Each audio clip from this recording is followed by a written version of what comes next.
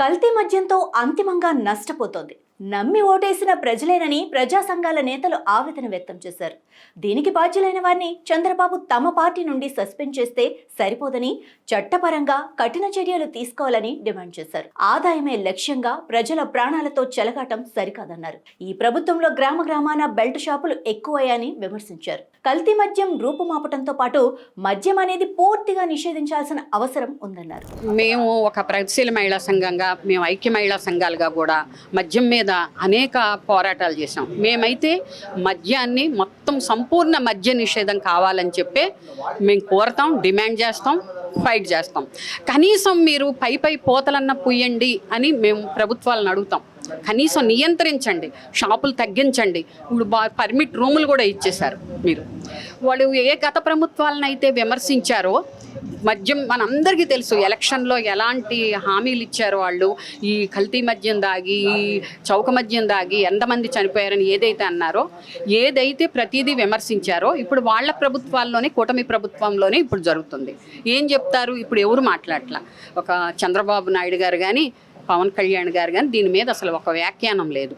ఇంకా ఎదురు వ్యాఖ్యానాలు వాళ్ళు చేస్తున్నారు. చెప్పాడు చంద్రబాబు ఎలక్షన్స్ టైంలో తల బాగా పొద్దుగులు కష్టపడి సాయంత్రం చొక్క వేసుకొని పడుకుంటారు అని చెప్పి. ఇది వాళ్ళ నిజం చేస్తున్నాడు అనుకోవచ్చు. అంతే, నిజం చేస్తున్నాడు. మద్యం వల్లనే ఇప్పుడు ప్రైవేట్ వ్యక్తులకు అప్పచెప్పాడు ఆయన వచ్చి.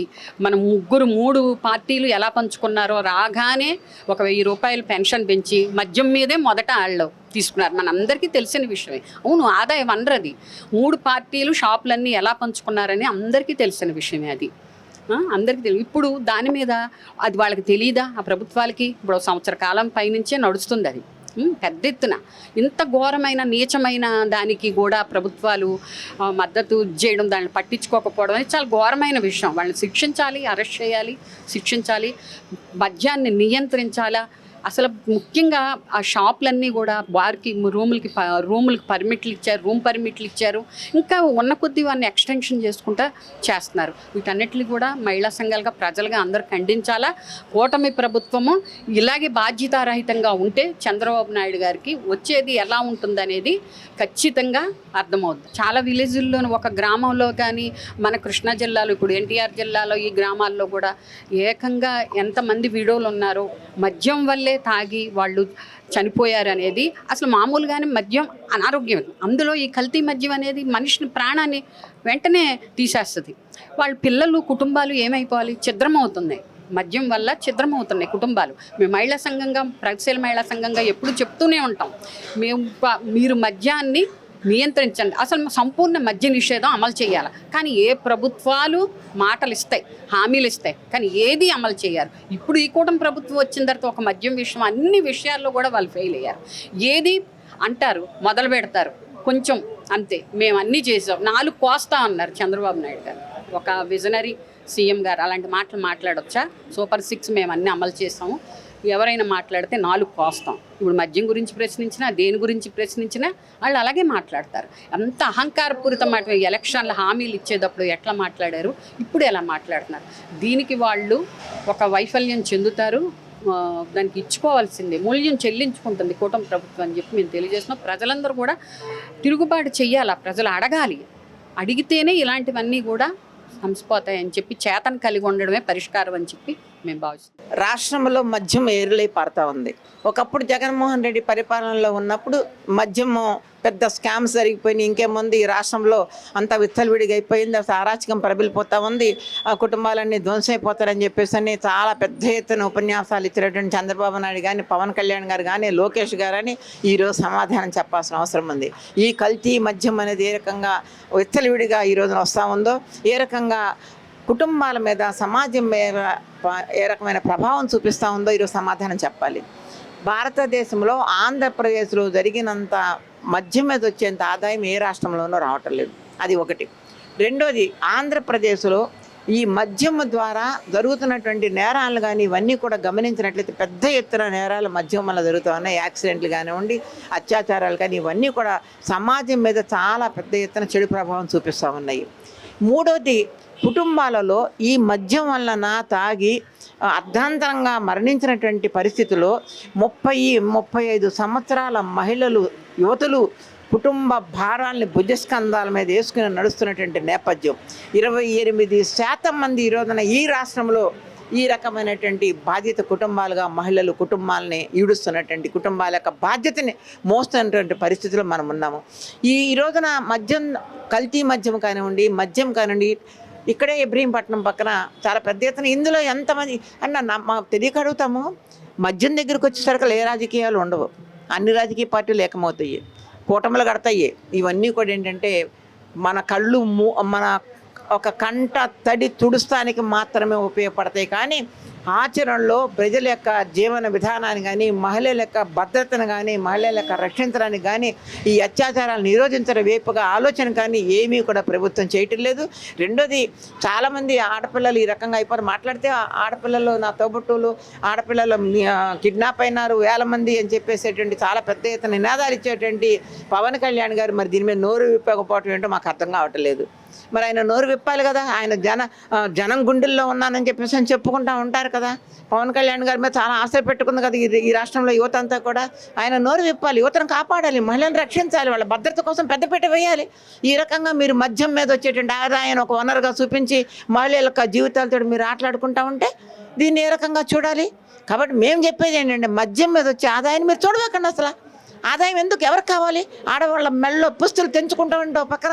ఈ ఆదాయాన్ని ఎలా చూస్తారు మీరు? కావాలంటే మేము ఇంటింటికి వెళ్ళి గడపకి వెళ్ళి అడుక్కొచ్చి మీకు డబ్బులు ఇస్తాం మేము గవర్నమెంట్కి కావాలంటే. కానీ ఆ కోణంలో మీరు ఆదాయాన్ని చూసే రూపంలో చూస్తే కానీ ప్రభుత్వాలు మహిళలకు ఏ రకమైన భద్రత కల్పించరు, ఖచ్చితంగా చెప్పగలం. ఈరోజు ఎలక్షన్లకు వచ్చే ముందు ఈ కూటమి ప్రభుత్వము జగన్ పిచ్చి మంది ఇస్తున్నాడు, నేను మంచి మంది ఇస్తాను, జగన్ నీకు పిచ్చి మంది ఇస్తున్నావు, మంచి మంది కూడా ఇవ్వలేవా, తాగుబోతులకు న్యాయం చేయలేవా అని మాట్లాడినటువంటి మన డిప్యూటీ సీఎం గారు తాగి ఎక్కడ పడుకున్నారు? ఇక్కడ ఈరోజు అనేక మంది చిత్తూరులోను, అన్నమయ్య జిల్లాలోను, మన పక్కనే ఉన్న ఏలూరులోను ఇట్లా మంది చచ్చిపోతూ ఉంటే తాగి, ఎందుకని నువ్వు చీమ కుట్టినట్టు స్పందించట్లేదు? అదేవిధంగా మీరు మనం చూసాం దుర్గపాలెంలో దాదాపు 40 మంది చనిపోయారు, పేదవాళ్ళు, దళితులు. ఎందుకు? మంచినీరు దొరక్క. అంటే మంచినీరు దొరక్క, మంచినీళ్ళు లేకుండా వీళ్ళకి స్పిరిట్ నువ్వు సప్లై చేస్తున్నావా? అంటే మంచినీళ్ళు దాకా చచ్చిపోండి, స్పిరిట్ దాకా చచ్చిపోమని నువ్వు ప్రభుత్వం వ్యవహరిస్తుందా? కాబట్టి దీన్ని చాలా ఖండిస్తూ ఉన్నాము. మీ వ్యాపార అపేక్ష తప్ప లాభాపేక్ష తప్ప సంపద సృష్టిస్తామని చెప్పి మందు స్పిరిట్ అమ్ముకుంటూ ఈరోజు కూటమి గవర్నమెంట్ బతుకుతుందనే దానికి ఇది ఒక నిదర్శనం. అంటే నువ్వు లాభాల కోసం మొత్తం మీ ప్రజలు అంటే మీ పార్టీ వాళ్ళే ఈ నడుపుతూ ఉన్నారు. ముఖ్యంగా మీరు అధికారంలో రాగానే చేసిన మొదటి పని ఏంటంటే నీకెన్ని మందు షాపులు, బీజేపీకి ఎన్ని మంది షాపులు, జనసేనకి ఎన్ని మంది షాపులు, టీడీపీకి ఎన్ని మంది షాపులు అని చెప్పి రాంగలు ముందే పంచుకున్నారు. మీరు ఇచ్చిన వాగ్దానాలు అమలు చేయడానికి మీరు ఏమాత్రం ముందుకు రాలేదు. మనం చెప్పుకోవాల్సింది ఏంటంటే ఈరోజు వీళ్ళు సంపద సృష్టిస్తామని చెప్పి జనాన్ని చంపుతున్నారు. సంపద సృష్టించవద్దు బాబు, ముందు తాగడానికి మంచినీళ్ళు ఇవ్వు, ఈ కల్తీ మందు ఆపు. కల్తీ మందు తాగి జనాలు చచ్చిపోతున్నారు. నువ్వు ఇచ్చే ఫ్రీ బస్సు, నువ్వు ఇచ్చే ఆడబెట్టి నిదో ఇవి మాకు అవసరం లేదు. కుటుంబాలకి ఫ్రీ ఎడ్యుకేషన్ ఇవ్వు. ఈ మందు స్పిరిట్ అమ్ముతున్నటువంటి మీ కార్యకర్తలు శిక్షించు, చట్టపరంగా శిక్షించు. అదేవిధంగా ప్రజలు కూడా మేల్కొనండి. ఈ మందు తాగి ఒక చచ్చిపోతుంటే మనం స్పృహ లేకుండా ఎలా ఉంటే మరింత చచ్చిపోవడానికి అవకాశం ఉంది. కాబట్టి ఈ కూటమి ప్రభుత్వం హత్యలపై ఇది ఒక విధంగా ప్రభుత్వ హత్యలే, మందు దాకా చచ్చిపోవాలి, ఇవి ప్రభుత్వ హత్యలే. ఈ ప్రభుత్వ హత్యలపై సిబిసిఐడి ఎంక్వైరీ చేసి అందరిని శిక్షించాలని చెప్పి పీఓడబ్ల్యూగా మేము డిమాండ్ చేస్తూ ఉన్నాం. ఒకటి ఈరోజు ఏమొచ్చిందంటే కల్తీ మద్యం గురించి వచ్చింది.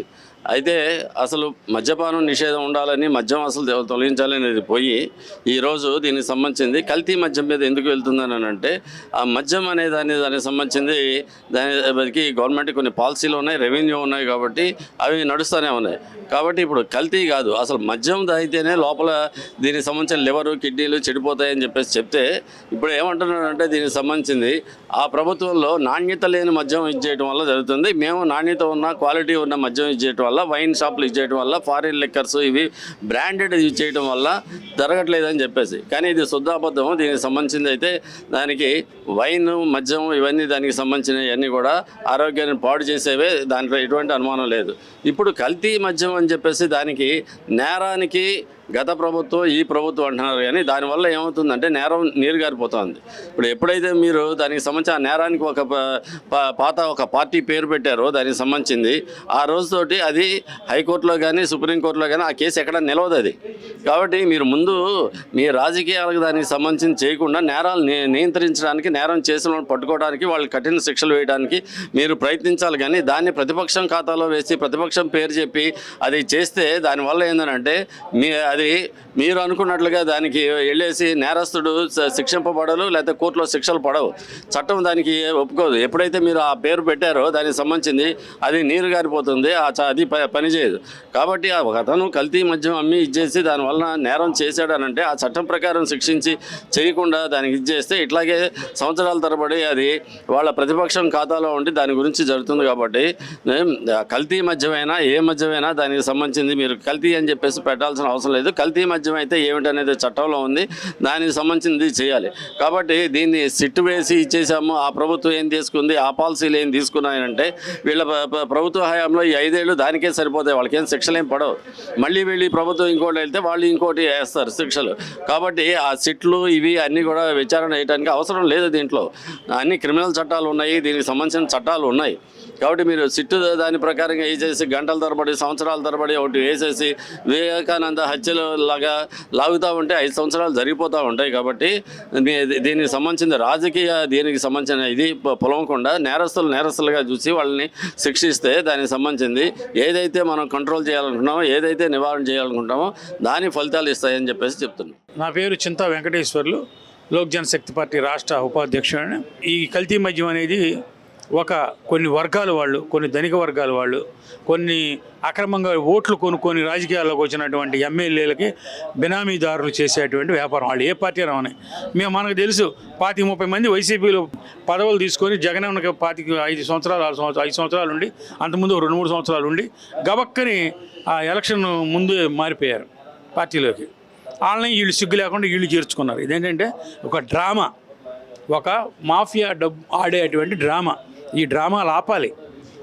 నీ పార్టీలో కానీ నీ వెనక కానీ 25 ఏళ్ళు 30 ఏళ్ళు పనిచేసిన వాడికి ప్రజల్లో ఎంత బలం ఉంది, ప్రజా సమస్యల మీద ఎంత ఇది ఉంది అని చూసి వాడికి టికెట్ ఇవ్వాలి.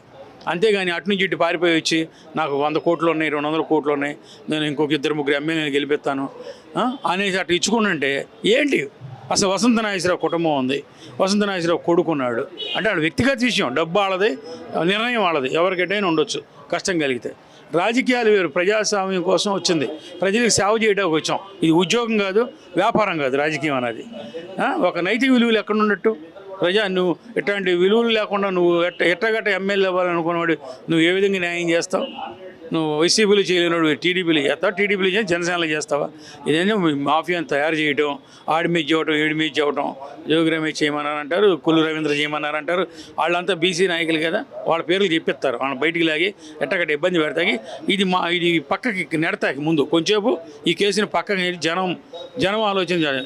చచ్చిపోయేది ఎవరో ఏ రిక్షా కార్మికుడు, ఏ టాపీ పనోడు, ఎవడో ఒళ్ళు కష్టం పని చేసి ఒడ్రోళ్ళు ఇలాంటి వాళ్ళు తాగేది ఒళ్ళు కాయ కష్టం చేసి ఆ చీప్ మద్యం తాగితే వాళ్ళు చచ్చిపోతారు. ఏ తల్లిదండ్రులు కన్నా బిడ్డ చచ్చిపోతే వీడికే ఏసీలో ఉంటాడు.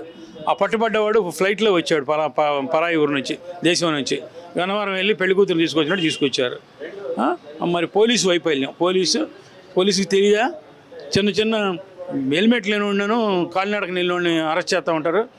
రాంగ్ రూట్లు వెళ్ళారని చెప్పి పిల్లల్ని, కాలేజీ పిల్లలు వెళ్తాను బళ్ళు వెళ్ళి పరిగెత్తి ఆ హోంగార్డు పరిగెత్తికి వెళ్ళి బండి తిప్పేస్తాడు. ఆడు పడిపోయినా ఆడు ఏమైనా అయిపోయి. హెల్మెట్ లేదు, దేశం పోయిందా? పెట్టండి, ఒక రూల్ పెట్టండి. హెల్మెట్ లేనివాడు చచ్చిపోతే ఇన్సూరెన్సులు రావని పెట్టండి. పోతే ఆడిపోతాడు, తాడు చేసిన తప్పుకి శిక్ష పెట్టండి. అంటే రకరకాల ఇబ్బందులు. పోలీసు వ్యవస్థలో అందరికీ తెలుసు, పోలీసు మొత్తానికి తెలుసు, ప్రతి సిఐకి తెలుసు ఏది ఎక్కడ అమ్ముతున్నారు, ఏది ఎక్కడ వ్యభిచారం ఎక్కడ దొరుకుతుంది, గంజాయి ఎక్కడ దొరుకుతుంది అందరికీ తెలుసు. వాళ్ళకే తెలుసు మనకన్నా ఎక్కువ. కానీ వాళ్ళు పని చేయరు. వాళ్ళు ఇవాళ ఎంత సంపాదించుకున్నాం, ఇవాళ పై వాళ్ళకి ఎంత ముడుపులు ఇచ్చాం, ఇంకెంత ముడుపులు ఇచ్చాం, మనం ఎంత వెనకేసుకున్నాం, ఇదే పని తప్ప ఇంకొకటి కాదు. చెప్పాలంటే చాలామంది పోలీసు బాసుల జీవిత చరిత్రలు వాళ్ళ వెనక ఉన్న రహస్యాలు తెలుసు. దేవుడి గుడికి వెళ్తారు, క్రైస్తవ మతానికి వెళ్తారు, మసీదుకి వెళ్తారు, కానీ బుద్ధులు మార్చుకోరు. మనం రాజ్యాంగం మీద ప్రమాణం చేసి ఏం చేస్తున్నాం, మన పెళ్ళాం పిల్లలకి ఈ రక్తపు కూడు, ఈ లంచపు కూడు అరిగిద్దాన్ని కూడా చూడక దుర్మార్గం. ఈ కల్తీ మద్యం ఎవరి తప్పు? పోలీసు తప్పు. చంద్రబాబు నాయుడు తప్పు కాదు, జగన్ తప్పు కాదు. వాళ్ళు ఎక్కడో వాళ్ళ ప్యాలెస్లు, వాళ్ళ ఆఫీసులు, ఐఏఎస్లతో ఉంటారు. వాళ్ళు ఈ రోడ్లు సందుల్లో జరిగే వాళ్ళకి ఏం పని? మీ తప్పు. పట్టుకున్నాడంటే మీ తప్పు. అద్దెకిచ్చిన ఓనర్ తప్పు, ఆ ఇల్లు, ఆ కంపెనీ. కనుక మనం శిక్షించండి. ఇంటికి పవర్ కట్ చేయండి, వాటర్ కట్ చేయండి, వాడికి నీళ్లు లేకుండా చేయండి. ఇంకోసారి చేస్తాడేమో ఇంకోటి ఎవడన్నా ఆఫీసులో లంచాలు తీసుకోవడం, ఇవన్నీ ఏంటి? ఎంత జీతం అవుతుంది ఒకటి జీతానికి? బయటకు వెళ్తే 8,000 9,000 కానీ ఎక్కువ ఇట్లా బీసెంట్ రోడ్ నిండా కొన్ని వందల మంది పనిచేస్తూ ఉంటారు. మా గవర్నమెంట్ ఆఫీసులో ఎంత వస్తున్నాయి ఒకటిగా? ₹1,00,000 70,000 80,000 1,00,000 పైన. కార్లు, ఇంట్లో బంగళా, ఫీన్లు, వాళ్ళే లంచాలు, దుర్మార్గులు. రోడ్డు వేసారని పైపైన చల్లుతారు, వెళ్తారు, 2 రోజు వానొత్తో కొట్టుకుపోద్ది. దానికి అజమాయిషీ లేదు, అడిగేవాళ్ళు లేడు. గవర్నమెంట్ బిల్డింగ్ నిండా చెట్లు మొలిసి ఉన్నాయి. మనం చూస్తుంటే ఆ బిల్డింగ్ నుంచి పైన కింద చూస్తుంటే మొత్తం చెట్లు ఉన్నాయి. ఆ కొత్త బిల్డింగ్లు కూడా చెట్లు ఉన్నాయి. అవి ఉంటే క్రాక్ వచ్చి బిల్డింగ్లు పడిపో, అవి పట్టించుకోరు. బ్రిడ్జీలు, ఫ్లైఓవర్లు చూడండి, విజయవాడలో ఉన్న 4-5 ఫ్లైఓవర్లు చూడండి, అన్ని చెట్లు మయమైపోయింది. ఆ ఇంజనీర్కి తెలీదా, మున్సిపాలిటీ వాళ్ళకి తెలీదా, కార్పొరేటర్కి తెలీదా? ఎవరు పట్టించుకోరు. ఈ పూట ఎంత వచ్చింది కలెక్షన్, అదే కావాలి. ఈ మాఫియా చేసేవాళ్ళు కార్పొరేటర్లు, ఈ మాఫియా చేసేవాళ్ళు, అక్రమాలు చేసేవాళ్ళు ఎమ్మెల్యేలు, వాళ్ళ అనుచరులు, వాళ్ళు అంతే. పార్టీలు మారినా అందరూ ఒకటే. కులాలు ఊరిని వాళ్ళట కులాలు అంటారు కానీ వాళ్ళ కులం ఉండదు. డబ్బు ఉంటే వాళ్ళని వీళ్ళు చేసుకుంటారు, వీళ్ళని వాళ్ళు చేసుకుంటారు. డబ్బే వాళ్ళ కులం తప్ప ఇంకో కులం కాదు. దయచేసి ఈ మాఫియాని అరికట్టాలి. పోలీసులు కాస్త కళ్ళు తెరిచి ఒళ్ళు దగ్గర పెట్టుకొని ఉద్యోగాలు చేస్తే ఏమీ జరగవు. గంజాయి జరగదు, మద్యం మాఫియా జరగదు. మద్యం మాఫియాకి ప్రభుత్వాన్ని నిందించడం కాదు, అధికారులు నిందించాలని నా మనవి. రాష్ట్రంలో అత్యధిక ఆదాయం తెచ్చేటువంటిది మద్యం పాలసీ. ఆ రోజు ఎన్టీ రామారావు మద్యపాన నిషేధాన్ని అమలు చేస్తామంటే పెద్ద ఎత్తున ఈనాడు ప్రచారం చేసింది, అనేక పేపర్లు కూడా ప్రచారం చేసినాయి. ఈరోజు అదే మద్యాన్ని మంచి మద్యం, క్వాలిటీ కలిగినటువంటి మద్యం వాడండి, ఉపయోగిస్తున్నారని చెప్పేసి అవే పేపర్లు రాస్తున్నటువంటి పరిస్థితి ఉంది. ఈరోజు మద్యం వల్ల ఎంతని కుటుంబాలు ఈ రాష్ట్రంలో చిన్న భిన్నమైనవి అనేటువంటిది అందరికీ తెలిసిందే.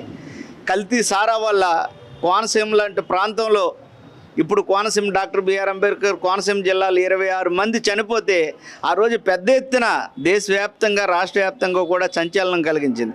ఈరోజు మద్యం పాలసీకి దానికి సంబంధించి ఈ ప్రభుత్వం ఏర్పడిన తర్వాత గత ప్రభుత్వం ఈ మద్యం పాలసీ వల్లే ప్రభుత్వం అధికారంలోకి వచ్చింది, దాని ద్వారానే సంక్షేమ ప్రవేశపెడుతున్నామని చెప్పారు. ఇప్పుడు అధికారంలోకి వచ్చినటువంటి చంద్రబాబు నాయుడు దాదాపుగా 2 ప్రాంతాలు, తిరుపతిలో కానీ ఈ ఎన్టీఆర్ జిల్లాలో కానీ మద్యము అక్రమంగా కొనసాగుతుంది. మద్యము పాలసీని కూడా అప్పుడు గవర్నమెంట్ నిర్వహిస్తే ఇప్పుడు ప్రైవేట్ వాళ్ళకి ఎందుకు ఇవ్వాలి? దోపిడీ చేయడానికి ప్రైవేట్ వాళ్ళకి ఇచ్చి ఈరోజు వాళ్ళ విచ్చలవిడిగా తమ ఆదాయాన్ని పెంచుకోవడానికి మద్యమాన్ని ఒక పాలసీగా తీసుకొచ్చింది ఇప్పుడు కూటమి ప్రభుత్వం. దీనిపైన పవన్ కళ్యాణ్ స్పందించాలి. ఇంతమంది ప్రశ్నిస్తున్నప్పటికీ కూడా కూటమి ప్రభుత్వంలో ఉన్నటువంటి మంత్రి వారం రోజుల తర్వాత స్పందించడం చాలా దురదృష్టకరం. అందుకని ఈ మద్యం వల్ల అనేక కుటుంబాలు చిన్నభిన్నం అవుతున్నా మద్యం పాలసీని సంపూర్ణ మద్య నిషేధం కూడా కొనసాగించవలసినటువంటి అవసరం ఉందని చెప్పేసి అని భావిస్తాను. మద్యమే ప్రధానమైన ఆదాయంగా తీసుకునేటువంటి ప్రభుత్వం ఏర్పడిన తర్వాత ఆ ప్రభుత్వం కల్తీ మద్యం అమ్మక గ్రామాన పేటకి పెట్టి మద్యాన్ని ప్రధానమైన వ్యాపారంగా చేసింది. ముఖ్యమంత్రి గారు చల్లంగా చెబుతున్నాడు, చివరిలో అన్ని చర్యలు తీసుకుంటామంటూ అందులో ఉన్న వాళ్ళ పార్టీ నుంచి సస్పెండ్ చేశామని. కానీ వాళ్ళ మీద ఏం యాక్షన్ తీసుకున్నాడో చెప్పాలి. పార్టీ నుంచి సస్పెండ్ చేసాడట. అంటే అధికారులు ఎవళ్ళు ఉంటే వాళ్ళ రుమాల ఈ వర్గాలన్నీ చేరతాయి. దాన్ని ప్రధానమైనటువంటి ఆదాయ వనరుగా మద్యపానాన్ని కాకుండా మద్యపానాన్ని సాధ్యమైన తగ్గించి ప్రజల ఆరోగ్యాన్ని కాపాడాల్సిన బాధ్యత ప్రభుత్వం మీద ఉంది. ప్రభుత్వానికి అటువంటి చర్యలు తీసుకోవాల్సినటువంటి ప్రభుత్వం బాధ్యత మీద ఉంది. కాకుండా ఊరినే సన్నాయి నొక్కితే కుదరదు. ఈ కల్తీ చేసే వ్యక్తుల మీద కఠినమైన చర్యలు తీసుకోవాలని కోరుతున్నాం.